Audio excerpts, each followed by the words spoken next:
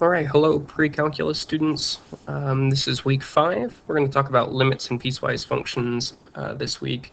Your homework is worksheet 3 on Unit 9, so make sure to download that, and the math space is Unit 9 Day 3, so that will be uploaded soon, as soon as I get this video up. But last time we talked about limits and continuity of continuous and differentiable functions, and so those limits were really dependent on what type of discontinuity it was. If there was a hole, you had to factor and cancel. If there's a vertical asymptote, you had to plug in a value to see if it was positive or negative infinity. And sometimes the function was continuous, which just means that you plug in the value at that point and you get the value of the limit. So we saw a lot of limits last week, so hopefully you're feeling a little bit more confident with that. And this week we're going to talk about limits of piecewise functions. So more limits, so more practice with limits. And here's the first one. So we're going to jump right into some examples. This is a piecewise function broken into 3 different rules. Here you can see the rules on the right hand side. The first thing that we're going to do is sketch the graph over here on the left. When x is less than -1, it looks like 2. So here's -1 on the x-axis, and it looks like 2 here, and it's less than or equal to, so I'm going to put in a solid circle here, and everything less than 1 that way. Now everything in between -1 and 1 looks like y equal -x, which is just a line with slope. Well, we want negative slope, so we'll put a hole right here, or an open circle there, and then just do a slope of -1 through the origin. So should be an open circle on the left, filled in circle on the right, because there is an equal to here on the right. Now at 1, it looks like y equal -x squared. So -x squared would normally start right here at the origin. And it would go down 1 to the right 1, then down 4 to the right 2. So this is our point right here. And then there's an open circle right here. And then there would be a point here as well. So the parabola looks something like this. And then it goes down this way. But we don't want to include this left-hand side, so I can just erase that part. So this is the green part, and these both I colored in blue. Okay, so now they want us to evaluate these limits here, one at -1 and one at 1. Notice that these are two-sided limits. You can tell because there's no plus or minus in the superscript.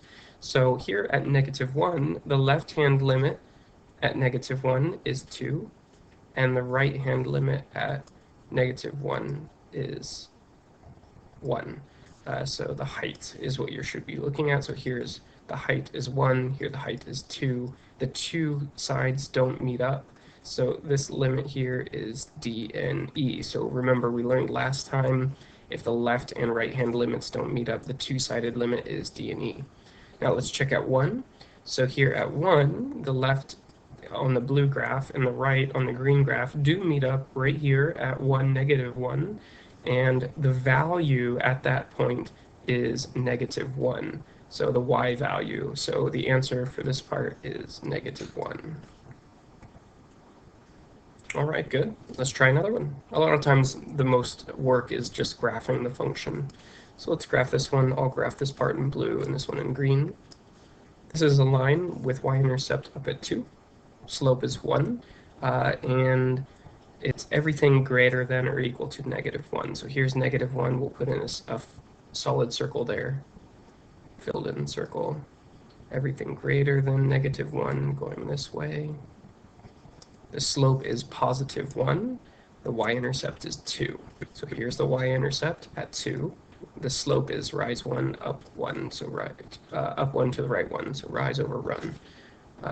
Good. And now this line is y equal -x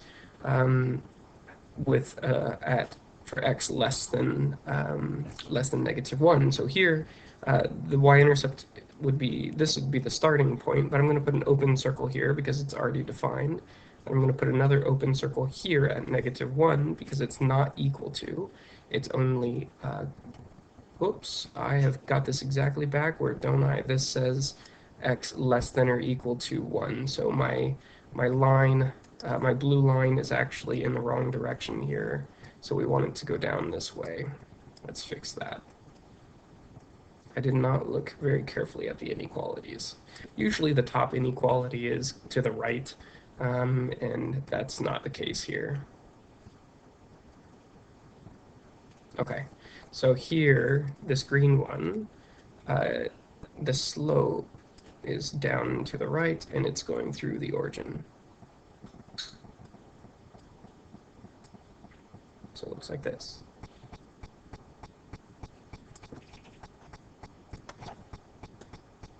Okay, let's evaluate the limits. We want to evaluate this limit at -1, which is right here, where the rule changes. And the left-hand and right-hand sides both meet up at this point, and the y value is 1. So the left-hand limit, so if we were to write out the check for this, limit as x goes to -1 of our function, -1 from the left-hand side, let's write that in. So -1 from the left is equal to 1, and the limit as x goes to -1 from the right is also 1. So the height here on the right is 1. So the left-hand and right-hand limits meet up, and they equal 1, and so that's the evaluation of part B. So part C here is the limit at x equal 2, and 2 is right here, and we can see that the function is continuous, it's connected, and so the left and right-hand limits both meet up right there at -2. That's right here at -2. Oops. So -2 is the y value. Good. Number 3 is an interesting graph. The way that it's defined, we haven't seen this before, so what I'll do is I'll do this one in blue and this one in green. So this function looks like 1 everywhere except when x equals 2. So as long as x is not 2, so whatever you plug in for x, as long as it's not 2, it goes to 1. But if it is 2, it goes to 0. So let's draw a line here at 1, at a height of 1, except for when we're at 2. When we're at 2, we want an open circle there, just like that. And then at 2, it looks like 0, so it's down here. So it's like somebody plucked out that point there and just shifted it down 1 unit. So this function is discontinuous. There's a hole in the line. And so now we want to evaluate the limits. So here, the first one says, hey, what is happening at that spot at x equal 2? So let's take the limit. The left-hand side, as I approach from the left, so we could say the limit as x goes to 2 from the left. Well, what is the height? The height is 1. As I get closer and closer to that value, the function's at a height of 1. And the limit as x goes to 2 from the right of the function, that's coming from this direction. You follow the height of the function, and it's tending, or it's getting closer and closer to a height of 1. So both of these are 1. So they meet up, so the limit exists at this point. You might say, well, wait a second, though. The function's not defined there. It's shifted down 1. The limit really doesn't care what's happening at the point. It only cares what's happening locally around that point. So if we look to the left and right slightly, you see that it's up at a height of 1. So that's what we're concerned about. We don't really care what's happening right here on the point. It could be even undefined. It could be some other point. It doesn't really matter. What matters is the tendency around the point. Does the left-hand side and the right-hand side meet up at that point? And the answer is yes. They meet up at 1. There's nothing happening there. There's no point, but that's okay. They still meet up at that same point. And that means that the limit is 1. Now, the same thing is true at 0. The left and right-hand sides both meet up, and they meet up at 1. All right. A lot of times it's easier to evaluate these using a graph, but it's also important to just evaluate them algebraically. So let's check this out here. So this one, we're going to try to do this without graphing. We're just going to do it algebraically. So this limit at x equal 1, we have to check the rules here. So notice we don't really care what's happening at 1. So we don't care about this part. We only care about what's happening around 1, so the left of 1 and the right of 1. So let's check the limit as x goes to 1 from the right side. That's bigger than 1. That's going to be the limit as x goes to 1 from the right. So the right, whoops, my pencil grabbed the picture. So this is to the right, so we want to replace the function with 2x minus 1, and you plug in the 1 to get 1. So you get 1, 2 minus 1, or 1. So let's just write 1. So I replace the function, because we're to the right of 1, so x is a little bit bigger than 1, I replace the function with 2x minus 1. So if I were to do the one on limit as x goes to 1 from the left-hand side, a little minus in the superscript, we want to look at this top piece of the function, of the piecewise function. So that's going to be the limit as x goes to 1 of x plus 1. Plug in the 1 and we get 2. So notice that the left and right hand limits do not meet up. So this limit is D and E. So we check here and check to see if they match. The one on the right was 1 and the one on the left was 2. They didn't match, so that means that the limit does not exist. So what about at x equal negative 2? Well, negative 2 is less than 1. That's on this one up here. So if I plug in negative 2, I am going to get x plus negative 2 plus 1, or negative 1. And so that's true on both sides of negative 2. So what if I check on, so here is negative 2, here's negative 1, here's 0, here's 1. So the rule changes right here. So this is where the rule changes. And we're looking at this point right here at limit as x goes to negative 2. And so on the left of negative 2, that's less than 1. That means I'm on x plus 1. And on the right of negative 2, I'm on the same function, on x plus 1. So the left hand and right hand limits both look like this top function. So if we were to write this out, we can do the left hand and right hand limits at the same time. We can replace the function with the top function, so x plus 1. So because when we're looking at negative 2, we're on x plus 1, so it's going to be negative 2 plus 1, or negative 1. So the first one, part A, was D and E, and part B was negative 1. Okay, so we'll try number 5 without a graph as well. So here, notice that the rule changes at 2. That's the only time the rule changes. So, and notice how it's defined. The function looks like this everywhere, except when x is negative 2. So when x is 2, and if x is 2, it's just negative 2. So let's go ahead and write out the limit. So we're going to say the limit as x goes to 2, since everywhere to the left of 2 and to the right of 2, it's if I'm a little bit less than 2, that's like 1.9, that's going to go to the top one. And if I'm a little bit greater than 2, that's like 2.1, it's going to go to the top function again. So in both cases, the left-hand and right-hand side of 2, it's still going to go to the top function. So let's replace the f with the top function, and then plug in 2, and we're going to get 2 over 2 plus 1, or 2. So this limit exists and is 2. At x equals 0, 0 is not equal to 2, so that means 0 is going to go to this function, so we can just say the limit as x goes to 0 of x over 2 plus 1, and then plug in 0, you get 0 over 2 plus 1, or 1. So the only time you need to check the left-hand and right-hand limits is if the rule changes at that point. If the rule changes at that point, then you have to check. Otherwise, you can just go ahead and plug it into the appropriate piece of the function. This was the appropriate piece because 0 is not equal to 2.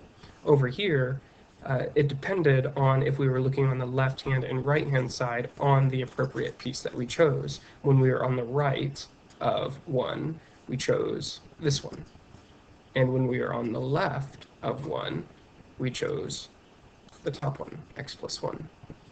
So each limit is determined by which piece of the function that you're on. So you want to look carefully at the function to determine which piece you're on, and then make sure to check the left-hand and right-hand limits if you're on one of the breaks.